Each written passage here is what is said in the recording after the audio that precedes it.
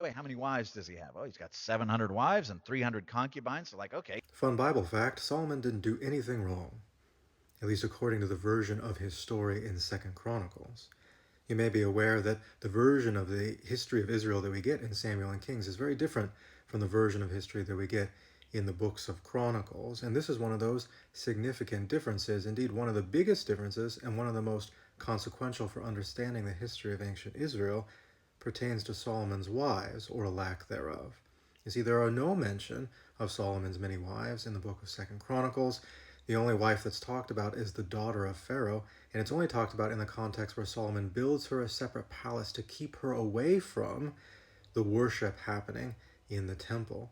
And so the one mention of Solomon's wife is to his credit, so that he does not confuse the things that are sacred and the things that are profane. It makes him look more pious, the single mention of his wife, which is quite different from the version of the story that we get in 2 Kings 11. If you read 2 Kings 11, hot off the story about the visit from the Queen of Sheba, and then a summary statement of all of Solomon's wealth, you get to 2 Kings 11, and you get a description of Solomon's 700 wives, 300 concubines, and the foreign worship he engaged in to appease them.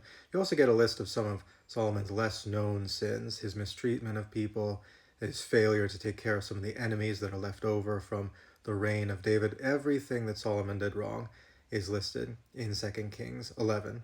And in 2 Kings 11, those faults become the reason that northern Israel breaks away from southern Judah in the south. That entire debacle is pinned on Solomon very specifically because of his sins. But then you read 2 Chronicles 9, and following the visit of the Queen of Sheba and a summary description of all of Solomon's wealth, Solomon just dies. There is no list of Solomon's sin. There's no discussion of his 700 wives and 300 concubines. There's none of that at all. And that changes the story because Solomon has no sins to pin the fall or the breaking apart of Israel and Judah on.